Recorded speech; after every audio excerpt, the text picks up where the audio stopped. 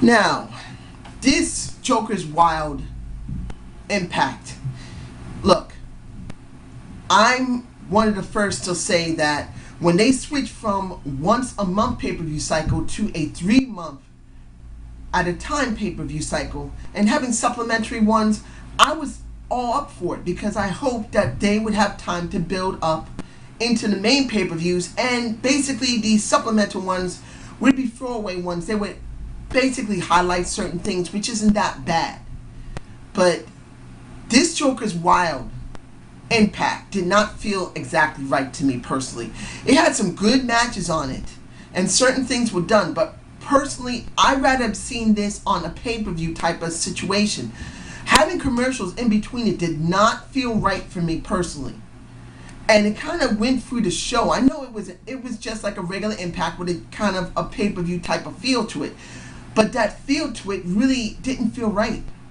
So the matches that we got, the first match is going into the gauntlet match where they'll pick 2 guys that's going to the gauntlet from each match. Parks and Hardy versus Joe and AJ. Am I right about that? Yeah. I kind of messed up a couple of times, sorry.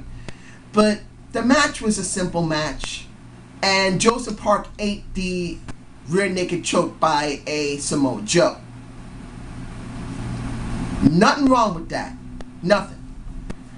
You need to show AJ being in it, and you need to show Joe. AJ is the loner, Joe as the new member of the new Main Event Mafia. Was it exciting? Not really. It wasn't bad. The second match, which was Bradley and Supermet versus Anderson and Magnus. And in this, I didn't expect Supermet or Bradley to win. I didn't. But I wasn't sure which one of these guys, Anderson and Magnus, was going to win. Because I've been knowing for quite a while, if anybody's been watching my videos, I've already said that there was going to be either, sooner or later, there was going to have to be a time when Anderson was going to be made as high up as the president, Bully Ray. And sooner or later, there may be a conflict. I'm still getting that feel of it. You guys tell me below if you think there's going to be a conflict eventually between Anderson and Bully Ray, because that's what I'm thinking. If I'm wrong, fine. But I knew that Anderson had to eventually become a vice president or someone just as high as Bully Ray. But I wasn't expecting a Magnus to win here. And again, Magnus gets to win. And I wasn't too fond of seeing... Look, I understand that heels got to do heels work. But seeing Anderson as a real chicken shit screaming and crying that he's been injured or something was boring. And Taz, and I'm saying this throughout the night, Taz ruined most of the show for me because he just seemed not believable. Particularly when it came to the final match of the gauntlet. Honestly, I'll talk about that in a few minutes. But Magnus gets to win. I was surprised about it. Now, the Daniels and Kaz and the Austin Aries and Robert Roode segment before their match, before their time, I never get bored of dirty heels. And I never get bored of bad influence. I wish they had allowed them to have more time to do their work. We've had barely any feud between these 4 guys. Barely. And usually have to throw stereotypicals into it. And the way stereotypicals is going out, it looks like they're going to turn heel. I doubt they're going to be face. I have a feeling that those 2 are turning heel, or one of them is going to turn heel, which I've said is going to be Chavo. Superman still could become a face. You guys tell me below what you think. But it looks like stereotypicals, which is Chavo and Superman, will eventually become heel or have become one. But we never got that dirty heels and bad influence feud, and I've been wanting it so much. But we didn't get it. But this matchup of Daniels and Austin Aries and Roode and Kaz wasn't that bad. But since Kaz and Daniels did not interact in a fight, and it was Robert Roode and Austin Aries, it kind of made it lopsided. So it kind of ruined it for me. It was a good match. Particularly seeing Kaz roll up on Daniels. It's okay. You still see them as friends, as Daniels held Kaz's hands up and they go into the gauntlet match. And Kaz goes into the gauntlet match. But honestly, the match was lacking because since Daniels and Kaz really had barely any interaction, they didn't try to put the other one over saying, hey, I'm going to let you get it. No, the other one was. It would have been better that way. At least for me personally. If Kaz and Daniels was going to do the finger poke of doom for each other, and then Austin Aries and Robert Roode had to stop either one of them, and then there had to be a fight, and then Kaz got to roll up on Daniels, I believe for me personally that would have been a much more interesting thing. But it wasn't done. Now, I'm going to get this done right now. Aces and Eights vote of who is the vice president. Seeing Doc and seeing Anderson being the one that was picked was not unsurprising. Seeing a Taz there made it worse. Well, we now know that the vice president is going to be Anderson. And I say this again. I felt months ago that Anderson was going to be as high up as Bully Ray. I've also said months ago that there may be a conflict between Anderson and Bully Ray eventually. I believe this is going to happen, particularly now seeing that Doc is going to be having a problem with Anderson or with Mike Knox. Mikey, as I call him. It's hard to say what exactly is going to happen. There could be a point where the entire faction is going to split into two. Am I fond of seeing that? No.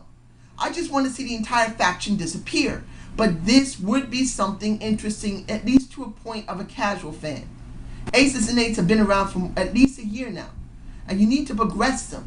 So having them actually do a civil war between each other where some have to pick sides on another would be the best option to finally break them apart. Because if they're split in half, eventually one half will disappear. There'll be fewer guys in the other half. And then eventually the entire faction will disappear. And I will be happy with them off TV. That's a lot to talk. Okay, I'm moving on to the ladder match between Gail Kim and Terrence Terrell. And this is where I say it didn't feel right having commercials. This was a pay-per-view quality match. It wasn't a great pay-per-view quality. It was good. This was such a good match. I've never seen women do a ladder match before personally. I've never done it. The most I've ever seen in my life is a steel cage match between Mickie Jane and Tara. And that was on TNA. That was the first time I've ever seen women in a real steel cage match. It was fucking awesome. In this case, it wasn't as high as Mickie Jane and Tara. No. But it was damn good. But seeing commercials in the middle of it, I just didn't feel comfortable with it. I mean, by the end of it, it's Gail Kim who wins and now has to face Mickie James. And that's okay. But not completely, because it would have been better to have a face go up against a heel. Right now you have two heels. But the problem is that Terrence Terrell has not been structured enough. She's barely been on TV, and the one who's had the most push is a Gail Kim. So you have no choice but to put Gail Kim there. Unless she turns face, which I don't think she will. I'm not sure how this Destination X is going to be. And I have my thoughts on that at the end of the show. So finally, what's the gauntlet match? Let me make sure I'm not forgetting anything. No. The reason there's certain things I'm not going to talk about, I'm going to talk about at the end when Chris Sabin hands in his belt. But the gauntlet match itself, AJ and Magnus start the match. Everyone else comes out. And it's Kazarian who loses first. But by the end of it, it's Robert Roode and Magnus that's left. And I thought this would make sense to have a Robert Roode come in. The segment he did with Austin Aries saying, I must win 25 points. I am down to zero, near zero. I must win. I expected him to win. But it's Magnus again who wins and now gets 25 points and moves to the top of the leaderboard. Shit!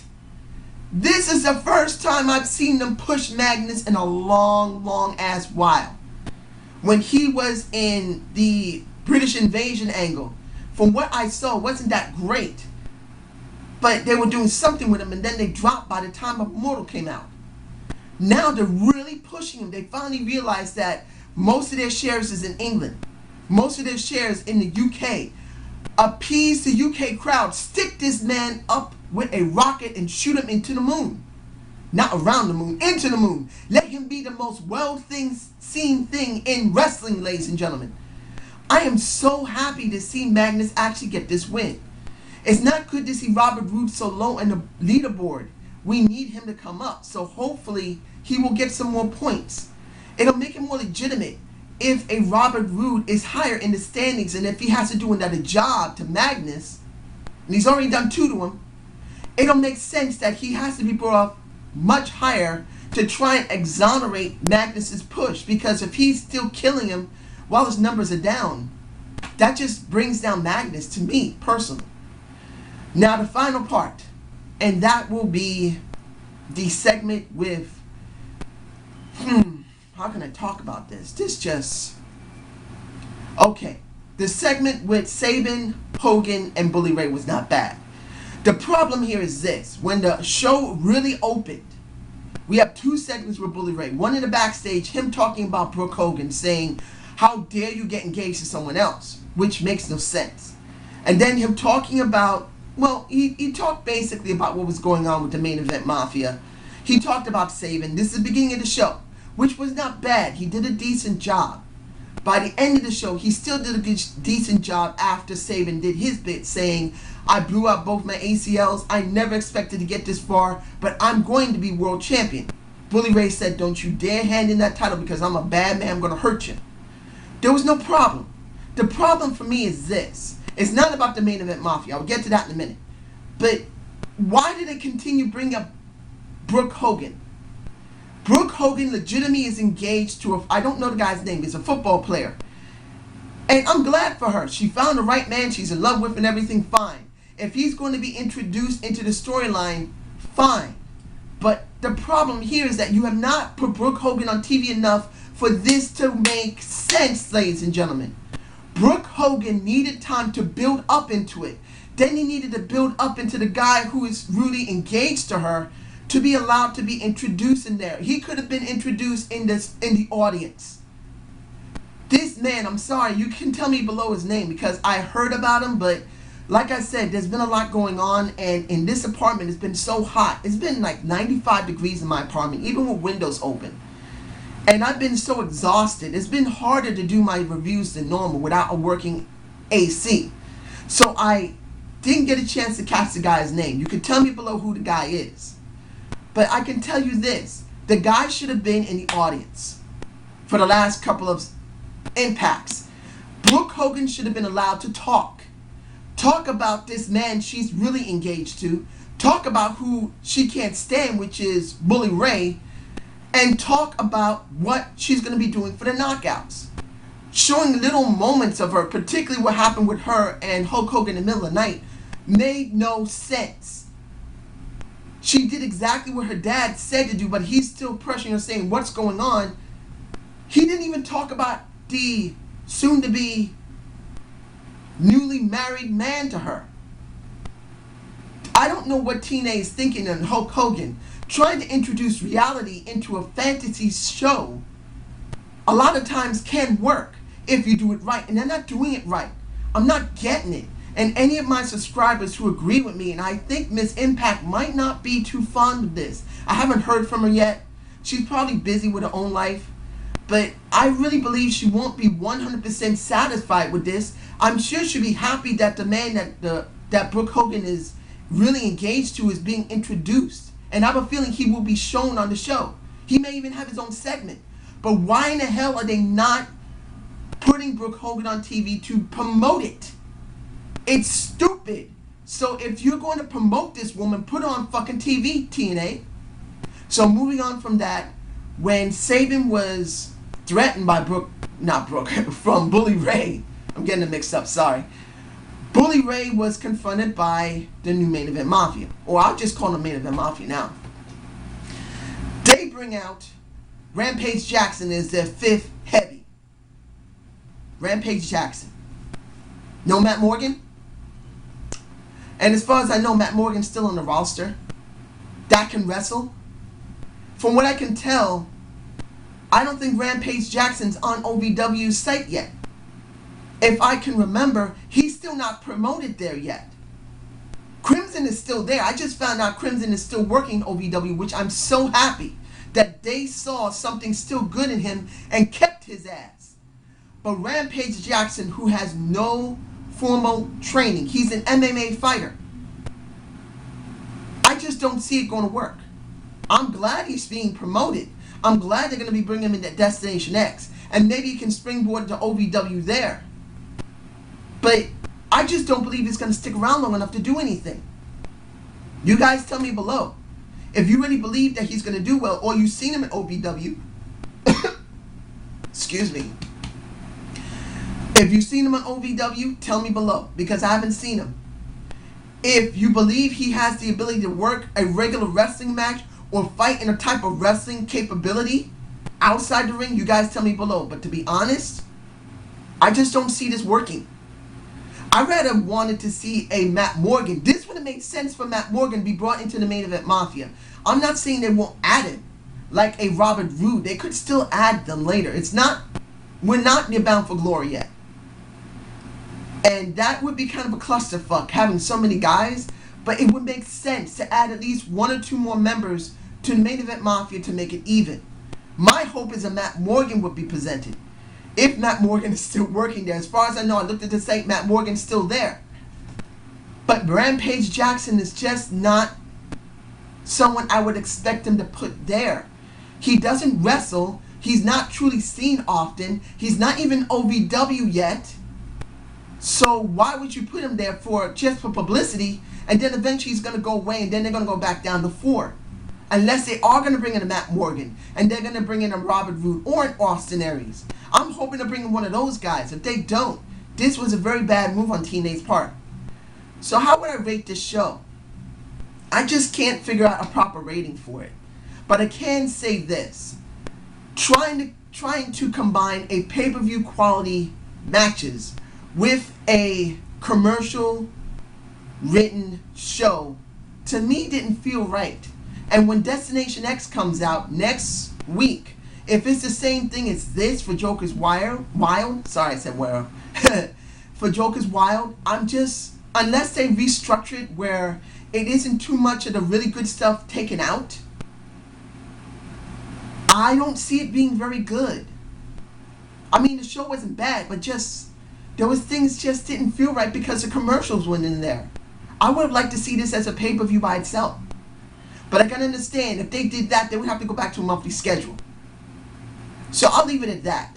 So I hope you enjoyed the Zane's View, and subscribe and comment to my channel, ladies and gentlemen. I wish to say that on the 15th will be my year anniversary of doing these shows. In 2012, I started doing these shows. I don't know exactly still what to do yet. I'm still trying to figure out what is the best thing to do that's not boring and it's not long and lengthy. But if I don't do anything and I just say thank you for watching, then I'm going to be like that because that's how I am. I'm not really a big flashy guy. So I hope you enjoyed this show, and I hope you subscribe.